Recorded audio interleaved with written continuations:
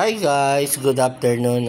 Today nagluto kami ng lechon pugo at sinubukan namin mag-marinate muna guys at matitikman natin kung anong lasa nitong pugo namin guys.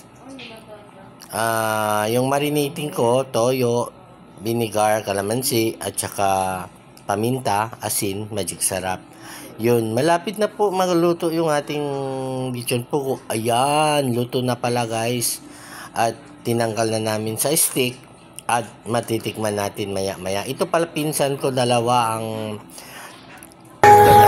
magbibigay ako ng lechon pugo sa loob. Tignan natin anong reaction nila. Oo, lechon pugo. Sarap sila eh.